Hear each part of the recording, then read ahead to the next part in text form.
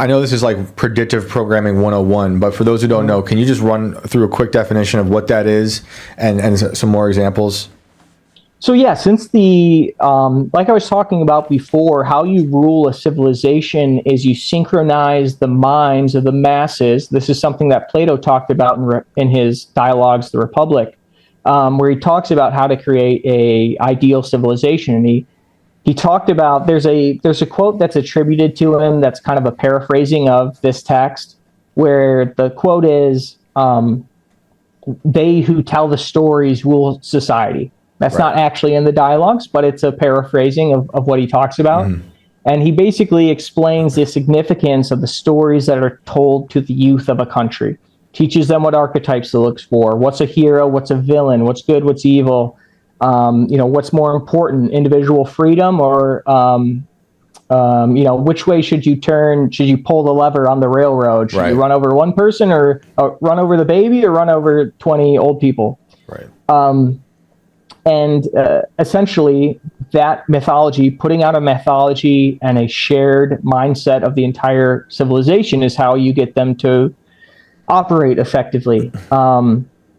So, like we've talked about before, we have Egypt, they have their mythology. We have Rome, they have their mythology, which is their, God mythology was kind of stolen from the Egyptians, and then they moved to Christianity. It's always rebranded.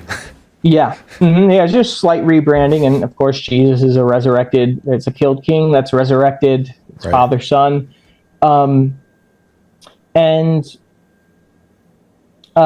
Basically in modern America, predictive programming, our shared mythology, as we move Nietzsche talked about what was needed for Western civilization as we moved away from a Christian world. In a post-Christian world, he talked about the need for an Übermensch, a Superman for the population to aspire to be. And of course, this is when we have the creation of both the DC and Marvel Universe comics, where you have basically a identical pantheon of gods, mainly the sun and moon archetypes, Superman and Batman, Captain America, Iron Man, which are both Übermensches in their own way, but it shows, particularly in the Marvel movies, you can see how the Captain America character is basically, falls away in the technocracy, and Iron Man's more powerful in the end. But I guess to your original question, predictive programming, the stories that you tell your civilization will not only form how they react to situations that you give them in real life, but it'll effectively, in a chaos magic way, which I think you mentioned earlier, Alan Moore. Mm-hmm. Alan Moore is a public student of Aleister Crowley, one of the most prolific occult magicians of the last century. Yeah. And also Alan Moore says, yes, I'm a chaos magician. All art is chaos magic, because any story proliferated through the masses will affect their subconscious and thus their actions and reactions to situations. Right. Especially subconscious reactions to situations where they're not thinking, they're not necessarily thinking with their conscious mind. They're kind of, the lizard brain activates, and they have, because of the archetypes that they've seen in movies and the situations and emotions that those movies created in them, they naturally go for a certain situation, or, they take a certain mode of action based on what they've seen on TV. Right. And of course, since the creation of motion picture, it was immediately used by the military for propaganda. They used to play in World War II, they'd play, military propaganda before every movie. And Captain America, of course, was used as propaganda to sell war bonds. Stan Lee himself, one of 9 people employed by the Army as a playwright during World War II. So he was making propaganda during World War II. And he was their own killed king for the Marvel Universe. He died right before Endgame, even though he's technically in Endgame. So yeah, that's crazy. Anyways, it seems like it's almost connected to last week we were talking with Jay Dyer about Bernays and the advertising, right, and how you can control a populace. It seems like that's not it seems like it's connected to a lot of this stuff too, with the propaganda and predictive programming, like how to control the perception of a people and keep them locked in. When it comes to the predictive programming stuff as well, you mentioned earlier the purge stuff, and was it Contagion about the virus, and that they had consultants from the government. Perfect. I'm glad you brought that up again. You're pushing me right to my wheelhouse, Shane. Good. But yeah, the CDC was only, we only found out about this through a Freedom of Information request. But it turns out that the CDC spent $1.5 million on a liaison office to basically influence the script of the Contagion movie, which came out in 2011, just happened to be the 10-year anniversary of the anthrax attacks, which basically people talk about 9/11, but what was really important as the follow-up was anthrax, because 9/11 and in 2020, COVID, those events were planned at the same time.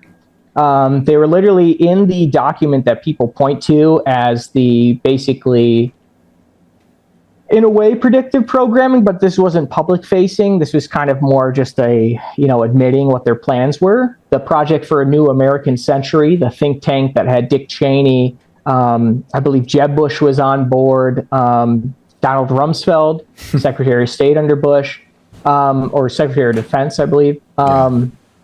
But they were all on this think tank, and the think tank released a report in 2000 called, I believe it was Rebuilding America's Defenses. And in that report, it talks about not only the need for a new Pearl Harbor in order to implement the global kind of conquest, I guess you could say, what they wanted to do. They said, without a new Pearl Harbor, it would be hard to galvanize U.S. public support for a new series of wars.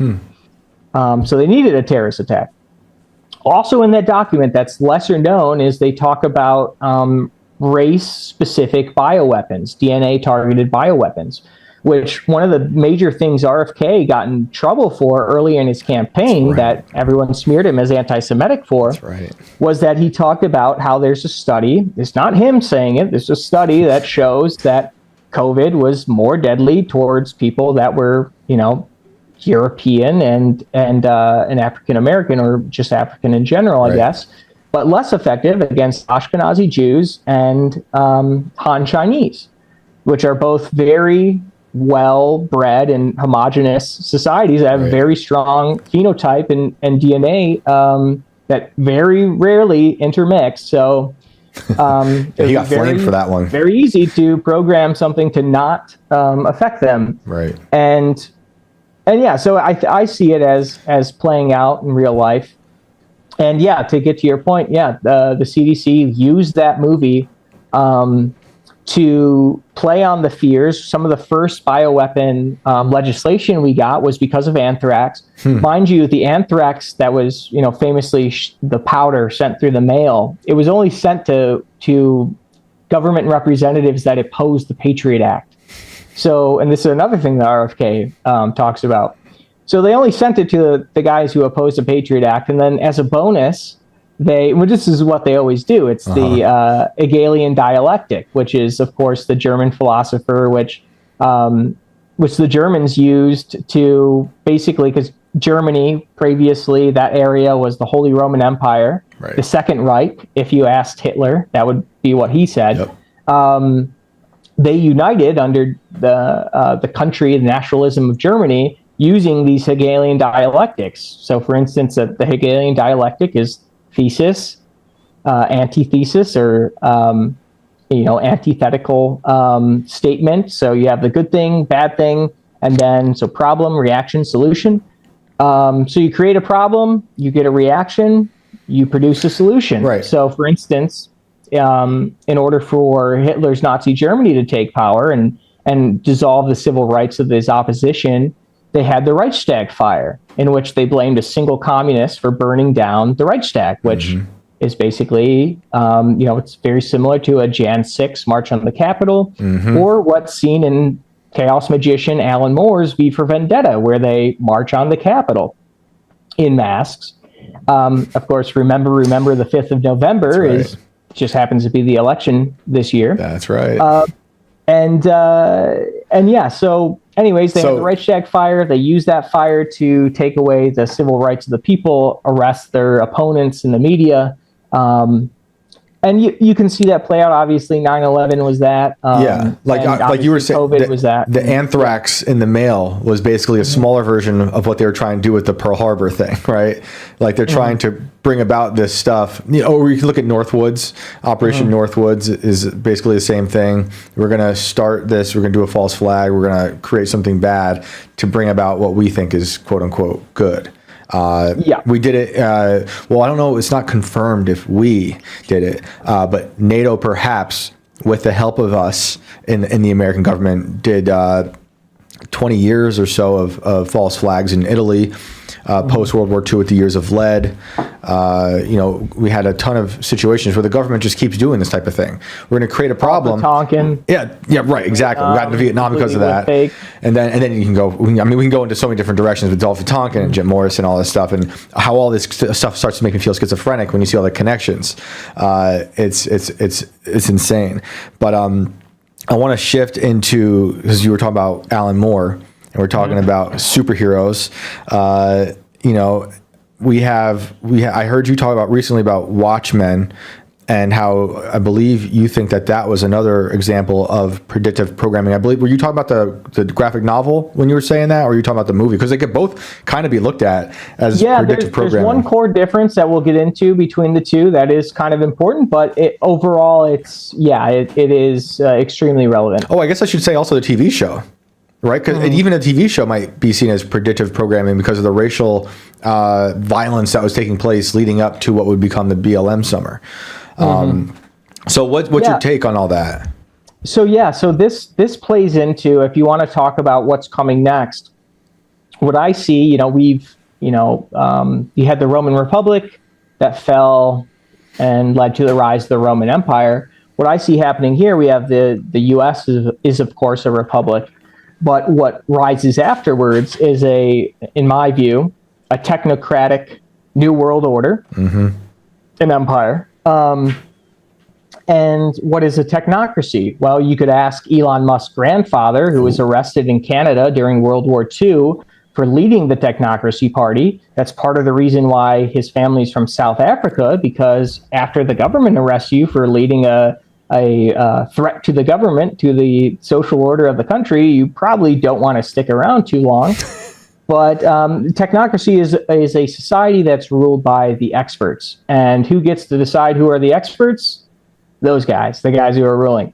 So, but, the public facing, it looks like, science. It's ruled by science. If you ask any Reddit atheist, they're going to tell you, oh, yeah, that sounds amazing. If only we had science dominating, then everything would be fine. And that's why they like Bill Gates and Fauci.